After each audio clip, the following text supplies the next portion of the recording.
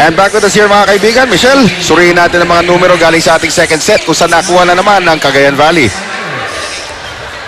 Digging pa rin, smart pa rin na nauuna pagdating sa mga statistics natin on digging. And as we can see, 17 points galing sa Cagayan Valley when it comes to attacks.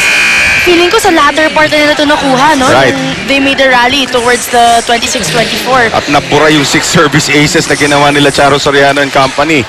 But they had more errors. Yon. 6 errors compared to 4 coming from Cagayan. Ipatshot on your screen so far the leading scorer para dito sa kupunan ng Cagayan Valley. At nangangamote talaga itong kupunan ng Smart Maynila. Tandaan natin that the Net Spikers have won 3 consecutive matches. 2 straight sets at saka isang 4-setter against Meralco. Coming into this game, coming feeling into ko this game. mataas ang confidence level ng team na to. Definitely. Pero yun na nga, they are playing with an injured Maruba Natikla and they, masasabi natin may karamdaman na Suroses. At ito si Charo Soriano. And no substitutions. No substitutions. Actually, yung bench ng Cagayan Valley, lalim pa. Nakikita ko, Rosemary Vargas is still there. Sandra De Los Santos is there. Sheila Pineda is there. Ang lalim pa ng kanilang bench. But they're still sticking to the 6 that works para sa kanila sa pagbubukas itong ating third set. Muli, magandang araw po sa inyo lahat.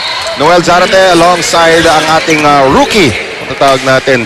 Ang ganda ng, ang dami nagtitweet ng mga fans dito. Ang ganda daw ng trabaho mo dito, Michelle Gumabaw. So far, kasama na rin si Sailor Girl natin, si Reyna Villamor. Sabi ko naman sa'yo, Sir Noel basta ikaw magsasalita, dadaldal lang ako. Dance with me, Michelle Gumabaw. Yun lang yun. Eto ngayon si Soraya going over to Eulalio. Soraya ngayon, tinawid pa kay Tipachot. Nagulat doon si Jem. Good dig by Ate Jem, no? And Jem again. Sorry. Talaga pinupuntirya si Jem eh. Di na kaya sa pangalawang beses. Oo. Well, si Jem nag-mistulag libero. Power Oo. sa spike ni Tipachot. Kami ang kausapin natin. Dapat kinukumbida mo dito si Ara para maaral niya eh. Di ko alam kung magkakaintindihan sila. Hindi naman marunong Ay, iPhone. Gagamitin niya yung iPhone. Ito ngayon si Jem. Quick set ni Guliman. Guliman again. Ito Aiza. Kanya-kanyang adlib. Ito ngayon si Maruba Natikla. Nilusot sa net. Soraya. Tipad shot off the block. Nandun si wipeout si Going. Ito ngayon si Banatikla na itawid ang bola. Tuwa ang mga fans doon. Aiza Maizo still trying to be aggressive. They're just diving for all the balls. Maru Posira Cross. Maru. Regalo! Yan ang natutulong sa'yo ng beach volleyball. Yes! Alam, mabilis ang mata ng mga beach volleyball players pagdating sa butas sa loob ng court. Kasi yun ang pinakamahirap, mapatay yung bola sa beach volleyball. Right. And I played for a year and let me say it, ang hirap.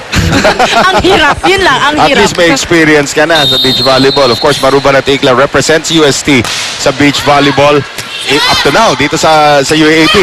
Oh, wow! Tipad shot! Kaya pa yan. Oh, dala buong Bangkok doon sa kanyang tira.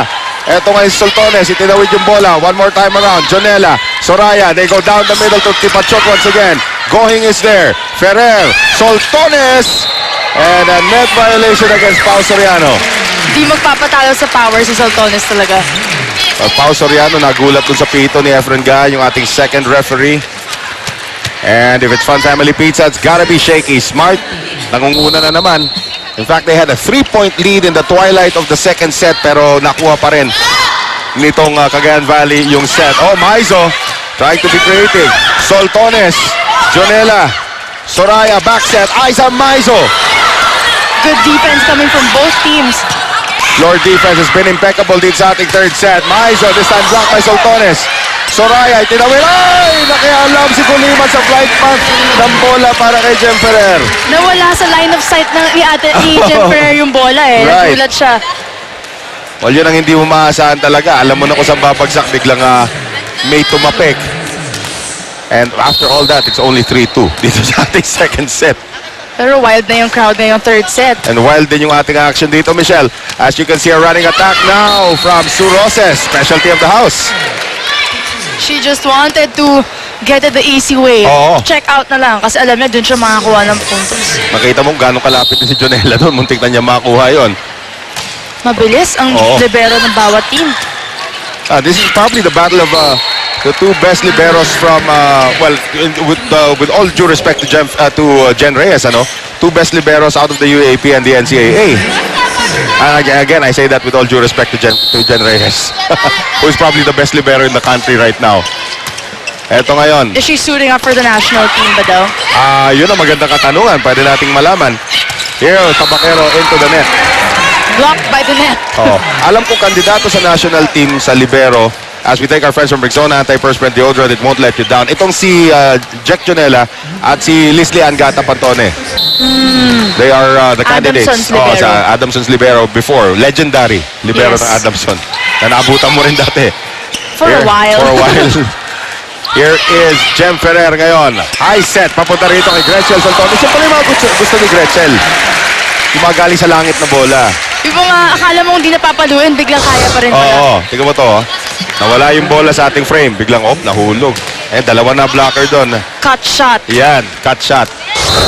Manipis na manipis yung pagtama sa kamay niya. And again, a sign of a very intelligent hitter at the age of 19. Soraya ngayon. Pau Soriano. Nice dig by Roses. Eto ngayon si Soltones. Jonella. Soraya ngayon. Papunta kay Angge. Ay, bubuhayin pa sana ni Jem Ferrer yun. Pwede pa. Pwede pa yun. Pwede pa. Basta sa likod natin nandaan. Yes. Ngayon, 6-4. Ayan na. Nagpapalitan na ng mga bomba. Ito magkabilang kupunan dito sa ating third set. Although it is a 2-0 lead for Cagayan Valley. Both were close sets. Pau Soriano. Melissa Gohing. And Jem Ferrer, ginulat ang buong mundo. Baka daw tumama pa kay Gohing yung bola. Hindi naman. She had to get out of the way. At least narinig na natin yung pili dito ni Tipachot. Talagang tumili siya nun. 7-4. Smart move Yep. by Jem Ferrer. Well, that's one of the arsenals of the setters. Si Kim Fajardo, gusto-gusto ko pag ginagawa niyo, nakakagulat eh. One hand pa. Oh, oh wow! No defense against Tabakero. Palitan ng power na from both teams. Right. Nagsasagutan sila pareho ng mga bomba. 7-5 right now ang ating score. Axel is the official outfitter of the Shakey's V-League. And now, Captain Tabakero serving. Gohing. Ferrer. Charo with the left hand. Soraya. Tipachot off the block. Fielded by Gohing. Ferrer. Banatikla, tinulak, pinuhay ni Eulalio. Masyado malapit, pero naihulog naman itong si Tipachot. Talagang kailangan mo gumawa ng paraan. Yes. Pag nakita mo na yung set, it didn't go the way you wanted it. So Right. kapag spiker ka, hindi pwedeng basta perfect lahat ng sets na binibigay sa'yo ng setter mo. Kailangan marunong ka rin umadlip. Ika nga. Gohing. Ferrer. Combination. Banatikla down the middle. No problem there for Maru. She got that through, that triple block, no? Ganun kalakas po ito si Maru Banatikla and Smart Maynilad hanging on to a 2-point lead.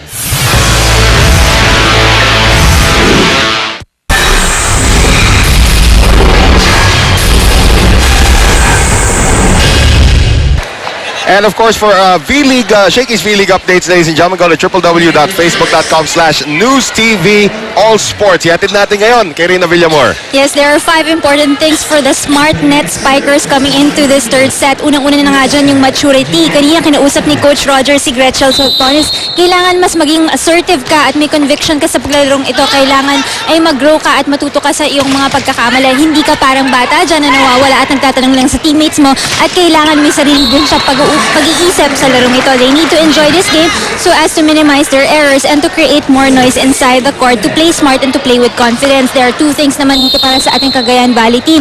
Ito yung consistency and not to give easy balls dito sa ating smart net spikers. Back to you guys. Oh, that was an easy ball right there na itinawid nitong si Tipachot. Yan tuloy. Oy, si Jonella Okay pa naabutan pa. din. It looked like patay na yung bola. One more time around for Smart Maynila. They go to Maru once again. Dug up there by Aisa Maiso. Tipachot! Oy! Sabi ni Charo, sana 3 kamay ko. Sana man ginamit niya ang paa niya. Pwede naman eh. Hindi ko alam kung may football training ito si Charo. Pero grabe yung pressure para dito kay Gretchen Soltones para sa Smart Maynila. She's surrounded by not only veterans, all-stars. Surrounded Yes. by all-stars. And you have to produce. Nice serve there coming from Soraya. Maru Banatikla ngayon. Oh, wow. Bomba na sumabog sa harapan ni Jonella. Marami na siyang natanggap din Ay, nako. since the past 2 sets. Well, 10-7. Smart still needs 3 sets to win this game. Right. Gusto Simulan dito sa ating third set. Eulalio. Yan ang mga specialty ni Eulalio naman na kahit hindi maganda yung pagbigay sa kanya ng quick set, nakaka-adjust siya kaagad at nadadala niya sa likuran. And lagi niyang tinatapon sa malapit sa line sa likod. Alam niya na wala ng tao. I don't know kung may beach volleyball experience din ito si Buenet Eulalio para sa FEU. Pero yung pagkapalo niya yun, parang naalala ko si Mikmik Laborde eh.